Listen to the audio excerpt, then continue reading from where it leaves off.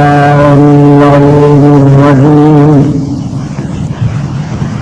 بسم الله الرحمن الرحيم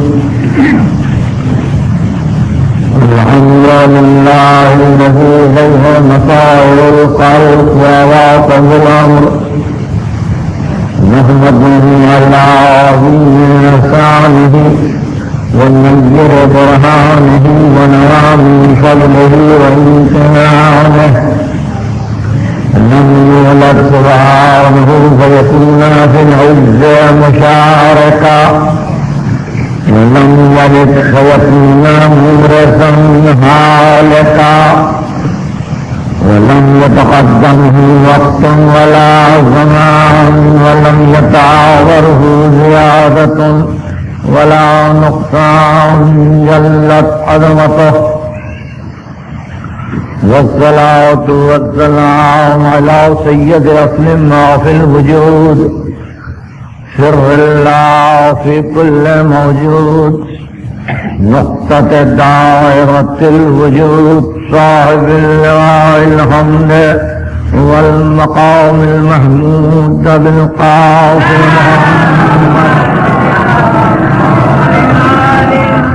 آل بیتہ الطیبین الطاہرین المعصومین المظلومین الذین عذب اللہ عنہم الرجس وطہرہم تطہیرا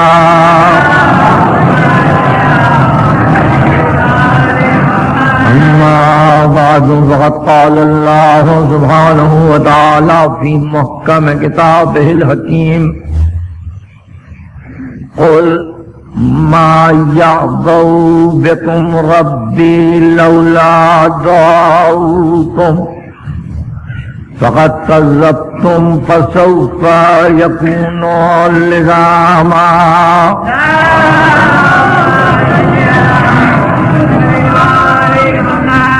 سورہ فرقان کی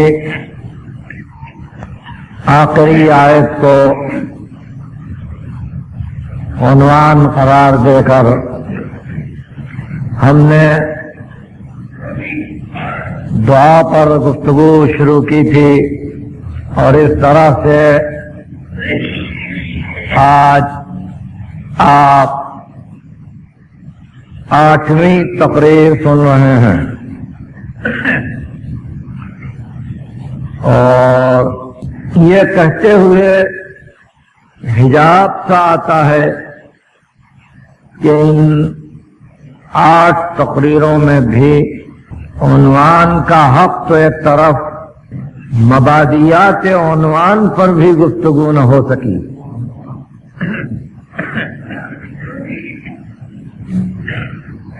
دو دن ہمارے سامنے اور رہ جاتے ہیں مگر ان 2 دنوں میں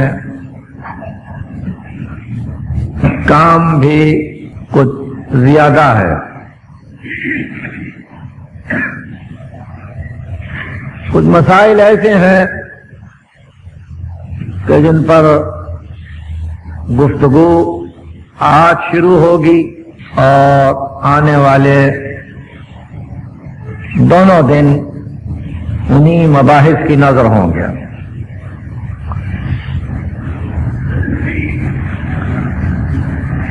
کل کی تقریر سے اور اس کے پہلے کی تقریر سے آپ اس نتیجے پر پہنچ چکے ہوں گے کہ آپ منفرد ہیں. میرے الفاظ سے آپ غور فرما رہے ہیں. اس سے زیادہ گفتگو کو آسان نہیں کیا جا سکتا. آپ منفرد ہیں اس امر میں کہ آپ کے پاس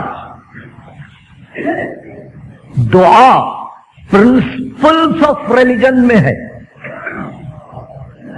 اصول دیانت میں ہے، اصول مذہب میں ہے. آپ منفرد ہیں. میں اس جملے کو اب سمجھاؤں گا. اصل کیا چیز ہے؟ الف صاد لام. فقہ میں اصل جس کو صحیح معنی میں آپ روٹ کہیں گے یا پرنسپل کہیں گے، فقہ میں اصل سے مراد یہ ہے کہ سننے والے نے کسی حکم کو معصوم سے سن کر ان کی موجودگی میں ان کے سامنے لکھا ہو اور اس میں اس کی رائے شامل نہ ہو، یا پھر یہ کہ اس نے گھر جا کر لکھا ہو اور اپنی رائے شامل نہ کی ہو اور دوسری مرتبہ امام کو دکھلایا ہو کہ یہ آپ سے سنا تھا، یوں لکھا ہے یا آپ کو منظور ہے، امام منظوری دیں تو اس کو کہتے ہیں اصل۔ اس طرح سے ہمارے پاس 400 اصول ہیں، 400 اصل، 400 اصل، یعنی حریث ابن عبداللہ سجستانی نے جو کتاب لکھی وہ اصل ہے، یا محمد ابن ابی عمیر نے اگر کچھ لکھا تو وہ اصل ہے، حسن ابن محبوب نے کچھ لکھا تو وہ اصل ہے کہ معصوم سے سنا اور لکھا۔ اور اس طرح سے یہ اصول نقل ہوتے چلے یہاں تک کہ کلینی کا دور آیا۔ محمد ابن یعقوب کلینی نے 20 برس کی محنت میں ان سب کو ایک جگہ کر دیا۔ 309 میں کام کو شروع کیا، 329 میں کام کو ختم کیا، اصول کافی۔ اور اسی طرح سے ان اصول کو جمع کیا شیخ صدوق محمد ابن بابوہ قمی نے 381 میں۔ اسی طرح سے ان اصول کو جمع کیا محمد ابن حسن طوسی شیخ الطائفہ نے 460 میں، اور اس کے بعد اسی طرح سے ان تمام اصول کو جمع کیا مجمع بہار میں مجلسی نے، جن کا سن وفات 1111 ہے، 1111۔ تو اب ہمارے پاس یہ سرمایہ آج بھی اس طرح سے موجود ہے کہ جس کو ہم اب بھی اصل کہتے ہیں،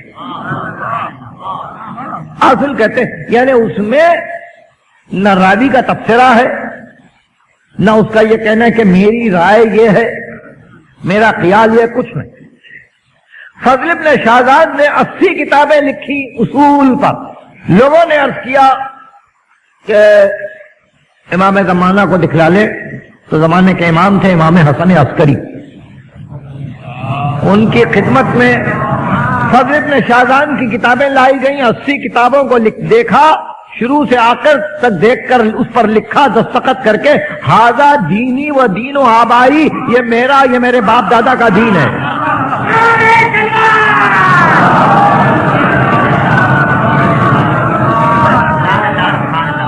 ہم اتنے اصول کے پابند رہے ہیں، اصطلاح میں نہیں بلکہ لغوی اعتبار سے، کہ یہ اصل ہے اور اس اصل سے ہم ہٹ نہیں سکتے۔ بالکل اسی طرح ان اصول میں بعض اور بھی چیزیں ہیں، جیسے خطبہ فاطمہ زہرا اصل ہے، اس لیے کہ اس میں راوی کی رائے نہیں ہے، شہزادی نے یہ کہا۔ اسی طرح جناب ثانی زہرا کا خطبہ ہے، اصل ہے۔ اسی طرح عابد بیمار کا خطبہ ہے، یہ اصل ہے۔ اسی طرح حسین ابن علی کے خطبے ہیں، یہ اصل ہے۔ اسی طرح امام حسین علیہ السلام کی زیارتیں ہیں جو امام جعفر صادق نے لکھوائی ہیں، اصل ہے۔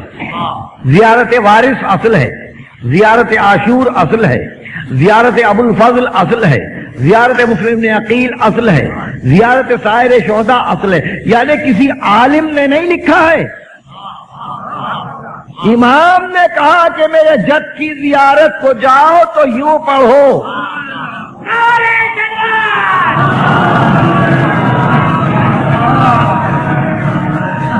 مسائل کو آپ سمجھ رہے ہیں؟ یعنی اب یہ زیارتیں بھی اصل ہیں، اور اسی سلسلے میں زیارت جامعہ بھی اصل ہے۔ امام علی زنقی صلوات اللہ وسلامہ علیہ پوری دعا اپنے صحیح ترین اسناد کے ساتھ آج بھی اصل ہے۔ یعنی اصل کے معنی یہ ہے کہ ہم اس کو نص سے معصوم قرار دے کر اس سے اپنے لیے احکام کا استنباط کر سکتے ہیں کہ یہ معصوم کا ارشاد ہے، اور ہم اس سے یہ نتیجہ نکالتے ہیں۔ اگر اصل نہ ہو تو آپ نتیجہ نہیں نکال سکتے، اس لیے کہ اس میں رائے غیر کی آ رہی ہے۔ اسی طرح سے ہمارے پاس جتنی دعائیں ہیں سب اصل ہیں۔ دعائے کمائل، دعائے جوشن، دعائے مشلول، دعائے صباح، دعائے ابو حمزہ سمالی، دعائے سحر، یعنی آپ جتنی دعائیں اپنے پاس پاتے ہیں یا شیخ عباس کی مفاتیح میں جن دعاؤں کو آپ دیکھتے ہیں، ان سب کے آغاز میں لکھا ہوا ہے کہ یہ اس امام نے کہا، یہ اس امام نے کہا، یہ اس امام نے کہا۔ تو اب ہم اپنے تمہید سے اس نتیجے پر پہنچے کہ جس طرح ہمارے پاس اصول ہیں، روٹس ہیں، پرنسپلس، بالکل اسی طرح دعا ہمارے پاس اصل ہے، یعنی ہم اس سے استنباط کر سکتے ہیں، اس جملے سے ہم اپنے لیے معانی پیدا کر سکتے ہیں، ہم معارف کی طرف جا سکتے ہیں، ہم حقائق کی طرف جا سکتے ہیں۔ وہ ایک جملہ نص معصوم ہے۔ یہ نص معصوم کا مطلب آپ کو معلوم ہے؟ میں نے کلام اتنا محیط ہو کہ فلسفی سنے تو فلسفے کی طرف جائے، نفسیات کا عالم سنے تو نفسیات کی طرف جائے، ماہر علم نباتات سنے تو نباتات کی طرف جائے، ماہر علم سماوات سنے تو سماوات کی طرف جائے، عالم علم حیات سنے تو علم حیات کی طرف جائے۔ یہ ہے نفس معصوم۔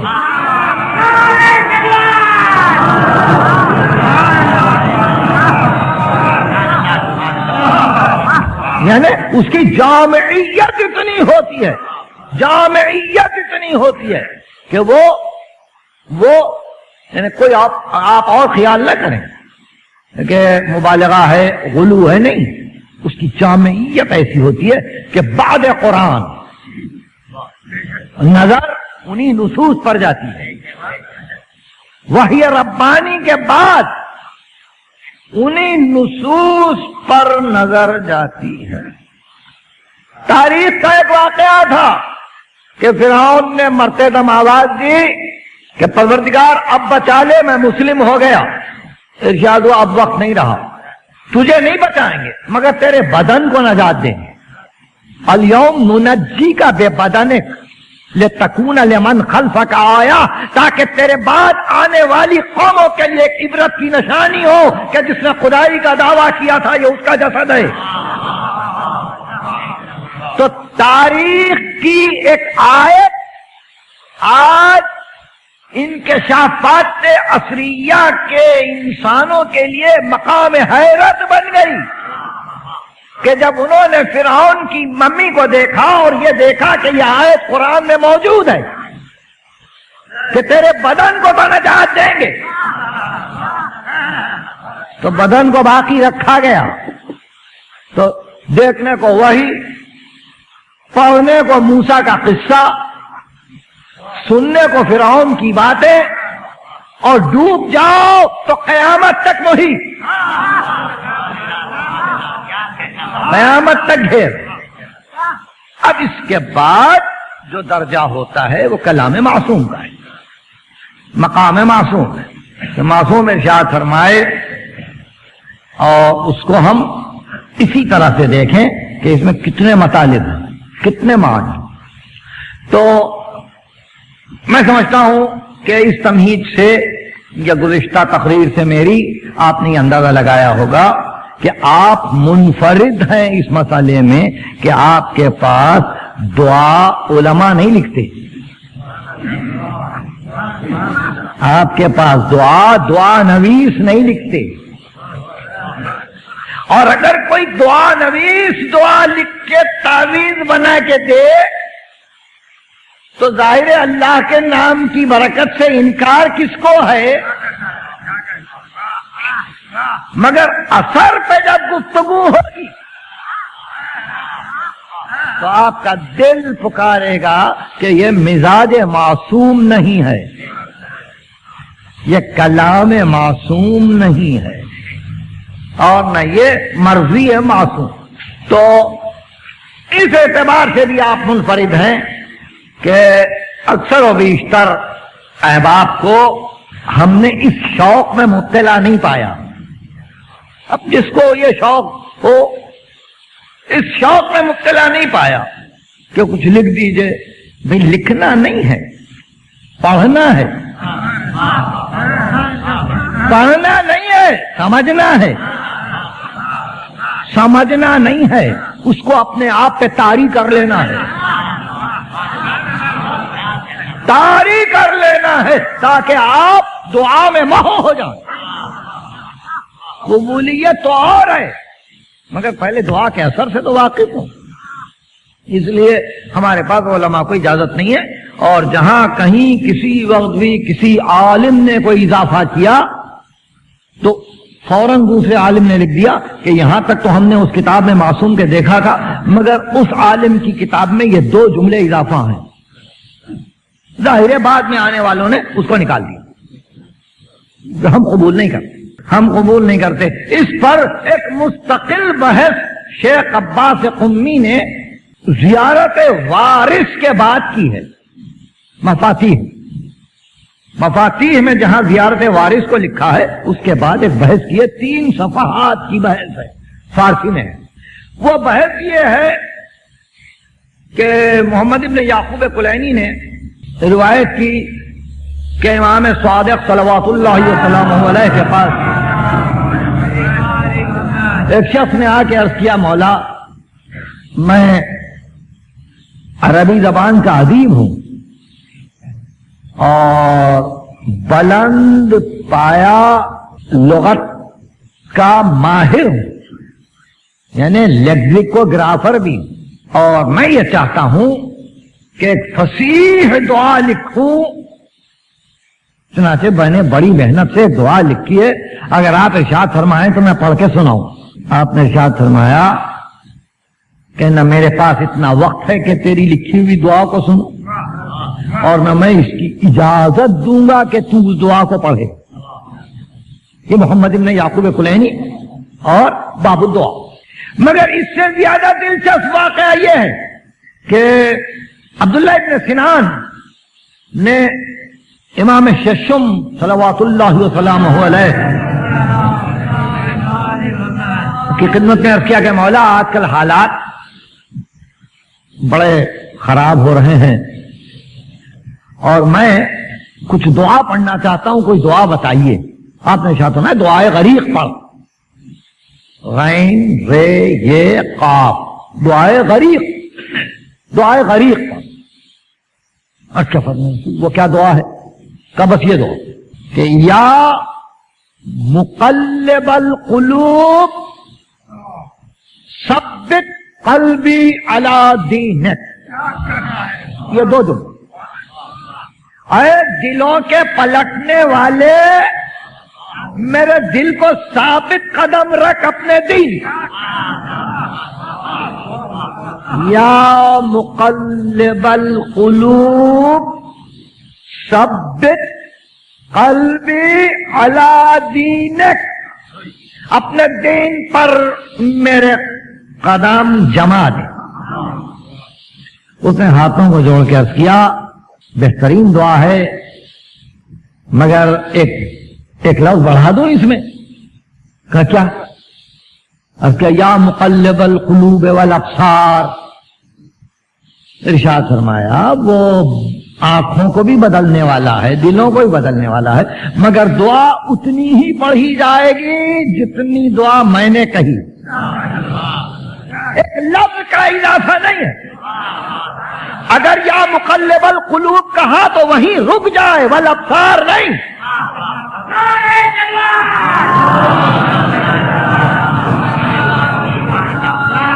آپ سمجھے؟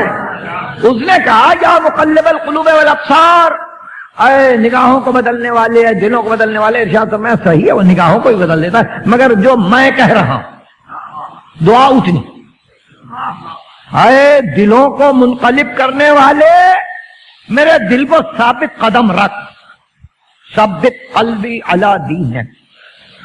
تو آپ نے دیکھا کہ اتنی احتیاط ہمارے پاس برتی گئی کہ ایک لفظ کے اضافے کو بارگاہ عصمت سے اجازت نہیں ملی، تو ظاہر ہے کہ ہم سے یہ توقع کیسے کی جائے کہ ہم بازار سے دعائیں خرید کے پڑھیں۔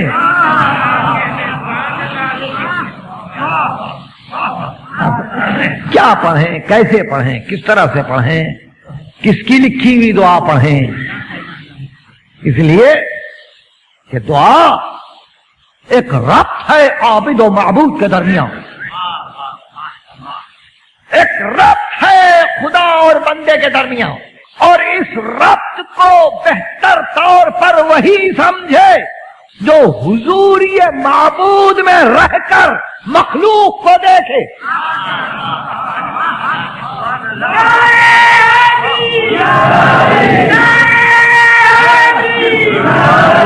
جو حضوری معبود میں رہ کے مخلوق کو دیکھے، اس کو کہتے ہیں مقام ولایت، اور مقام ولایت منزل رکوع ہے۔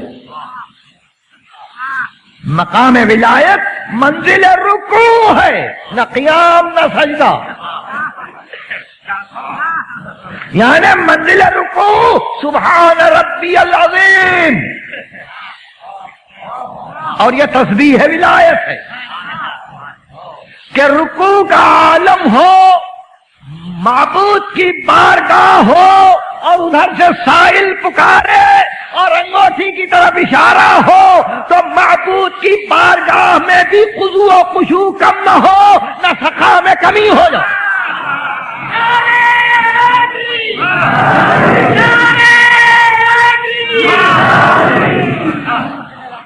یہ مقام رکوع ہے، مقام ولایت۔ اسی واسطے جہاں ولایت کی وضاحت قرآن نے کی، وہاں بتلا دیا انما ولیکم اللہ ورسولہ والذین آمنوا الذین یقیمون الصلاۃ ویؤتون الزکاۃ وہم راکعون، اور وہ لوگ ولی جو حالت رکوع میں ہیں اور زکات حالت رکوع میں دے رہے ہیں، یعنی جہاں زکات مانے نہیں ہے تسبیح پروردگار کی، جہاں تسبیح پروردگار حائل نہیں ہے زکات میں، رخ حیات خالق کی طرف ہے، سائل دروازے پر پکار رہا ہے، بارگاہ خالق میں آواز جا رہی ہے، خالق متوجہ کر رہا ہے کہ میرے بندے سائل کھڑا ہوا ہے۔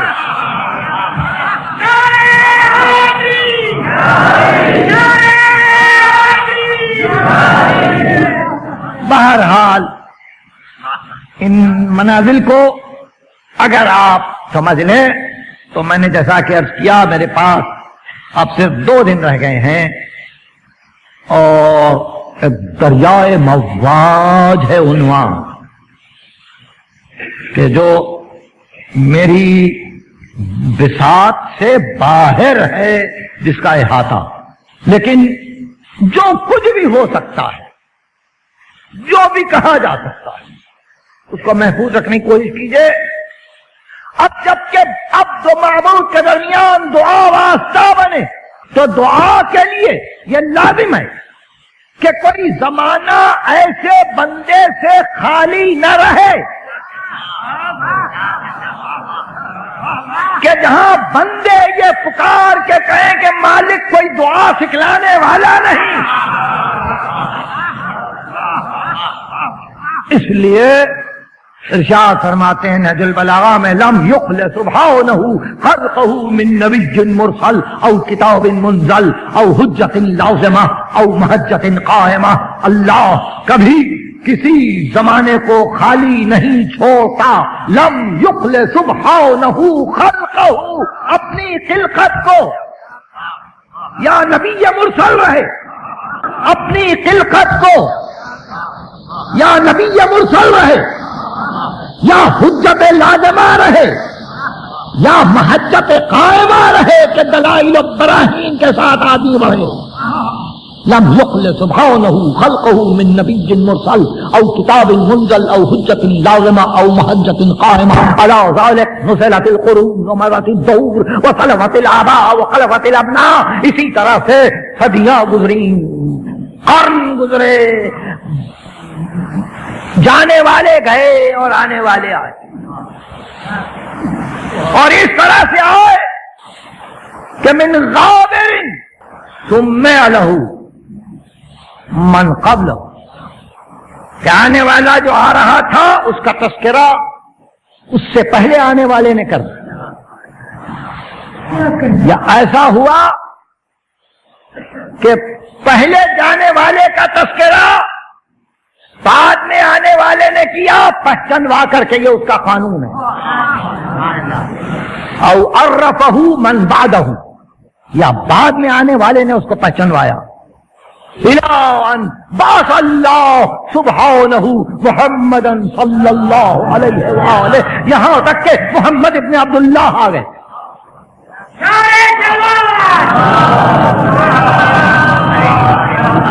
زمانہ حجت سے خالی نہیں رہا. کل وہی کہہ رہا تھا ما برح للہ فی البرحۃ بعد البرحۃ وفی ازمان الفترات رجال ناجاہم فی فکرہم وکلمہم فی ذات عقولہم فاستضبوا بنور یقظۃ فی الابصار والاسماع والافئدہ. اللہ ہی کے لیے ہر دور میں ایسے بندے پیدا ہوتے رہتے ہیں کہ جن کی فکر سے خدا باتیں کرتا ہے اور جن کے عقل سے کلام کرتا ہے، ذات واجب کی طرف سے کلام آتا ہے.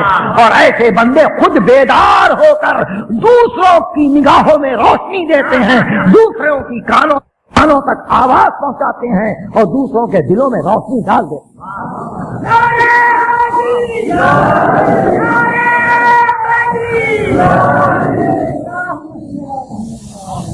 تو زمانہ حجت سے خالی نہیں ہو. اور جس دلیل سے آدم سے لے کے خاتم تک یہ سلسلہ رہا کہ زمانہ فطرت بھی خالی نہیں تھا. فطرت سے کل گفتگو کر چکا. دو انبیاء اولو العزم کے درمیان کا زمانہ، دو شریعتوں کے درمیان کا زمانہ، زمانہ فطرت. ارشاد فرمایا زمانہ فطرت بھی عقلاء سے، حکماء سے اور ان حضرات سے خالی نہیں رہا جو اللہ والے تھے. تو پھر اب ختمی مرتبت کے بعد پھر نظر پڑتی ہے ان بندوں پر کہ جن کی فکر سے باتیں کی جا رہی ہوں، جن کے عقل سے گفتگو ہو رہی ہو، جن کے شعور سے ذات واجب ہم کلام ہو. آپ سوچتے ہوں گے کہاں؟ سورہ قدر میں تنزل الملائکۃ والروح فیہا بإذن ربہم من کل امر سلام. ہر سال شب قدر ہے اور ہر شب قدر میں ملائکہ روح کو ہمارے امر کے ساتھ لے کر ہمارے بندے پر نازل ہوتے ہیں.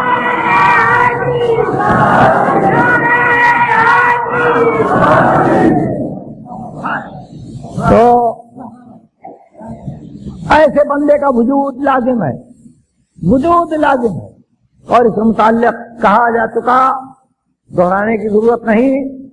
اور اگر یاد نہیں ہے تو صرف ایک جملہ، وہ یہ کہ ایسے بندے کو ڈھونڈتے ہیں، بناتے نہیں ہیں. ایسے بندے کو ڈھونڈتے ہیں کہ کہاں ہے،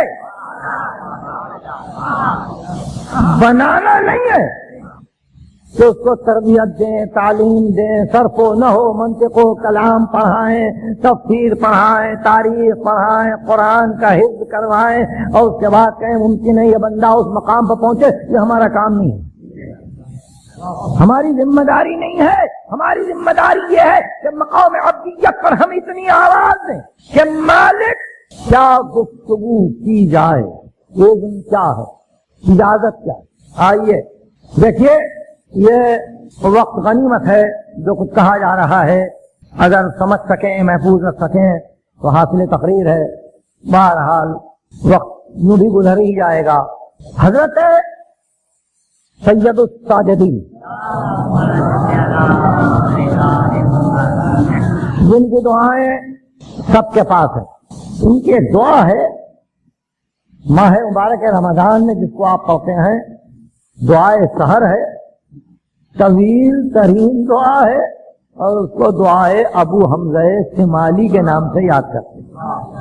اس بات ہے کہ ابو حمزہ شمالی نے اس دعا کو امام سے نقل کیا ہے، لکھا ہے، اصل ہے، یعنی اس دعا پہ مدار ہے، ہم اس سے احکام لے سکتے ہیں. اور دعا کی شان یہ ہے کہ یا ربی یا ربی یا رب، دیکھا عرفتوں کا، میرے پروردگار، میرے پروردگار، میرے پروردگار، میں نے تجھی سے تجھ کو پہچانا.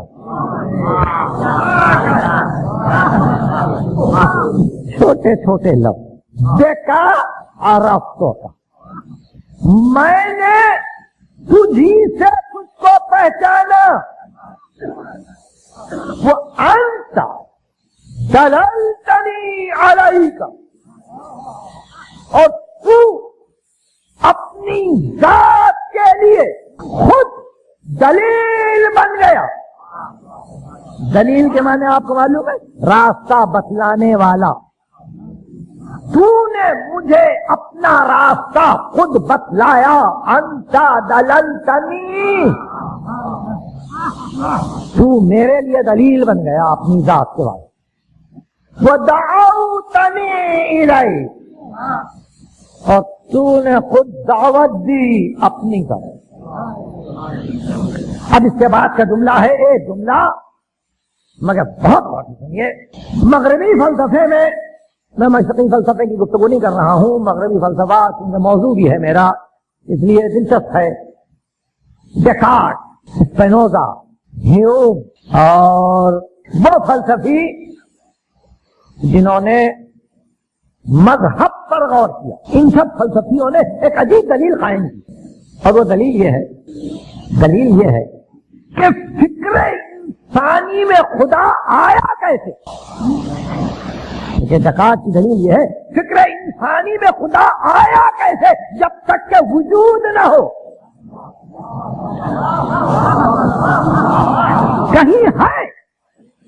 کہیں ہے جبھی تو فکر میں آیا، اگر ہوتا ہی نہیں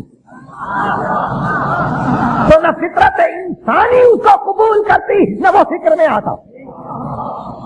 یہ ڈیکارٹ کا، ہیوم کا، اسپینوزا کا، یہ ان روسو کا یہ فلسفہ. اور سید الساجدین دعائے ابو حمزہ شمالی میں فرماتے ہیں، الہی لولا انت لم ادری ما انت، اگر تو نہ ہوتا تو میں پہچانتا ہی نہیں کہ تو کون ہے.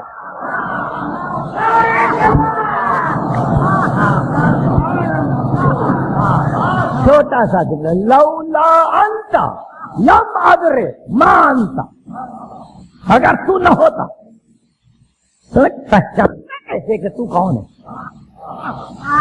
دیکھا آپ نے، یعنی وہاں درسن فلسفہ پڑھنے کی ضرورت نہیں ہے، وہاں دل آئینہ ہے، اور وہ آئینہ قلب سید الساجدین آئینہ محمد کے مقابل ہے، اور آئینہ محمد ذات واجب کے مقابل ہے.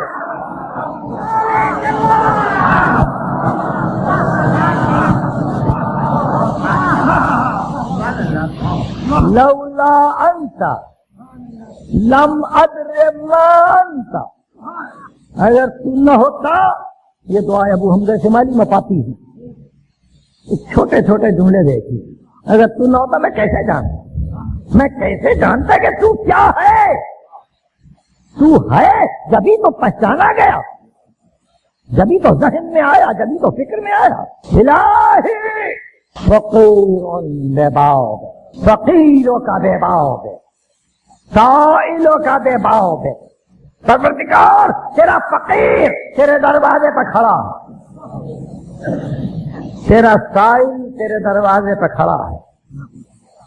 راوی کہتا ہے کہ ایک رات میں یہ سوچ کر کہ انتہائی تنہائی میں جا کے خانہ کعبہ میں وہ جو ملبوس کعبہ ہے اس کو اوڑھ کے اور اس کے اندر چھپ کر میں کچھ مناجات کروں۔ راوی کہتا میں پہنچا، سارا کعبہ خالی، اور میں چاہتا تھا کہ غلاف کعبہ کو اٹھا کے اندر جاؤں، میرے کان میں یہ آواز آئی، الہی نامت العیون، پروردگار آنکھیں سو گئی ہیں، وہ غارت النجوم، اور ستارے چھپ گئے ہیں، وہ انت الملک الحی القیوم، اور تو حی ہے قیوم ہے، بادشاہ ہے۔ الہی غلقت الملوک ابوابہا، پروردگار رات کا اتنا وقت گزر گیا کہ بادشاہوں نے اپنے دروازے بند کر لیے۔ غلقت الملوک ابوابہا واقامت علیہ حراسہا، اور اے مالک بادشاہوں نے نہ فقط دروازے بند کر لیے، دروازوں پر نگہبان بھی کھڑا کر دیے، مگر مالک میں یہاں یہ آیا کہ بابوں کا مفتوح للسائلین، تیرا دروازہ سوال کرنے والوں کے لیے کھلا ہوا ہے، بابوں کا مفتوح للسائلین، وہ جیسو الیہ، میں تیری بارگاہ میں حاضر ہوں، لأسألک برحمتک، تاکہ تیری رحمت کی بھیک مانگوں، یا ارحم الراحمین۔ راوی کہتا دعا سنتے ہی میری آنکھوں سے مسلسل آنسو جاری ہوئے، اور میں نے آپ کو اپنے آپ کو دعا کرنے والوں کے قدموں پر ڈال دیا، اور لپٹ کے میں نے کہا فقط نام بتلا دیجئے، تو میں نے دیکھا ایک مرتبہ صرف اتنا کہا، علی ابن الحسین، یا عبد بیمار، الہی نامت العیون وغارت النجوم، الہی آنکھیں سو گئیں، تارے ڈوب گئے، غلقت الملوک ابوابہا وقامت علیہ حراسہا، بادشاہوں نے اپنے گھر کے دروازے بند کر لیے اور ان پر نگہبان بٹلا دیے، وہ بابوں کا مفتوح للسائلین، اور تیرا دروازہ سوال کرنے والوں کے لیے ہر وقت کھلا ہوا۔ دیکھا آپ نے، یہ ہے مناجات آل محمد، یہ ہے زبور آل محمد، یہ ہے وہ کتاب کہ جس نے ہم کو سلیقہ بندگی دیا اور بتلایا کہ اس ربط عبد و معبود کو باقی رکھو، اس کی لذت شاہی میں نہیں ہے، اس کی لذت شہنشاہی میں نہیں ہے، اس مناجات کی لذت ہی کچھ اور ہے۔ حسین کا سجدہ آخر ہے، حسین ابن علی کا سجدہ آخر ہے، اور ظاہر ہے کہ حکومت مستبد ہے، جابر ہے، ظالم ہے، مگر مقابل میں ایک سجدہ ایک دعا، لشکر کے مقابل میں ایک سجدہ، اس کی بزرگی و جلالت کے مقابل میں ایک دعا۔ تاریخ لشکر کو تو نہ رکھ سکی، دعا رہ گئی، اور دعا یہ تھی چھوٹی سی دعا، کبھی اس پر بھی گفتگو ہوگی اگر حیات مستعار ساتھ دے۔ دعا یہ تھی کہ رضاً بقضائک وصبراً علی بلائک وتسلیماً لامرک، میں تیری قضا پہ راضی ہوں میں تیرے امتحان میں صابر ہوں، میں تیرے حکم کے آگے سر جھکا رہا ہوں، لا معبود سوا، تیرے سوا کوئی معبود نہیں ہے، یا غیاث المستغیثین، اے بے پناہوں کو پناہ دینے والے۔ اب دعا کا ٹکڑا سنیے، الہی، یہ حسین بن علی کی دعا ہے اور وقت آخر کی دعا ہے، اور اس کے بعد آپ کا دل بتلائے گا یہ دعا قبول ہوئی یا نہیں ہوئی۔ الہی قد وفیت بعہدی، سے بعہدے، پروردگار میں نے تو اپنے وعدے کو پورا کیا، اب تو اپنے وعدے کو پورا کر۔ میں نے اپنے وعدے کو پورا کیا، اب تو اپنے وعدے کو پورا کر۔ وہ وعدہ پورا ہوا یا نہیں ہوا؟ آپ جانتے ہیں ہوا، پورا ہوا۔ یہ وعدے ہی کا پورا ہونا ہے کہ یہ مجلس ہے، یہ آپ ہیں، یہ عزاخانے ہیں، یہ امام بارگاہیں ہیں، اور یہی وہ وفا و عہد ہے معبود کی طرف کہ بے سر و سامانی کے عالم میں بھی اتنی عظیم عمارتیں بن جاتی ہیں جس میں یقیناً آپ کے گھر والے، آپ کے بچے، بہنیں، بیٹیاں، مائیں فراق دلی سے حصہ لیتی ہیں۔ یہ وفائے عہد ہے، یہ کسی تنہا آدمی کا کام نہیں ہے۔ ایک ایسی منزل کو آپ کے لیے معین کر دے کہ اگر دنیا کسی حال میں ہو مگر یہ ذکر تو جاری رہے، یہ ذکر تو جاری ہے، الہی قد وفیت بعہدی، سے بعہدے، میں نے اپنے وعدے کو پورا کیا، اب تو اپنے وعدے کو پورا کر۔ دعا حسین کی ختم ہوئی۔ تھوڑی دیر میرے ساتھ آپ چلے، راوی کہتا ہے کہ میں نے اپنے کانوں سے فرزند رسول کی دعا کو سنا، اور میں نے یہ بھی دیکھا کہ فرزند رسول کا سر نوک نیزہ پر، فرزند رسول کا سر نوک نیزہ پر آیا، میں نے یہ بھی دیکھا۔ اور اس کے بعد وہ کہتا ہے میں نے دیکھا کربلا کے میدان میں شام ہوئی، شام ہوئی، کہتا ہے کہ مجھے کسی غرض سے اپنے خیمے سے نہر تک جانا تھا، مقتل کو عبور کر کے جو پہنچا تو نہ بھولوں گا خدا کی قسم کہ لاشوں کے درمیان میں نے ایک بیوی کو پایا، کبھی اس لاشے پہ جاتی، کبھی اس لاشے پہ جاتی، کبھی نہر پہ جاتی، کبھی آسمان کی طرف دیکھتی اور کہتی پروردگار کیا اسی لیے بچوں کا چکی پیس پیس کے پالا تھا۔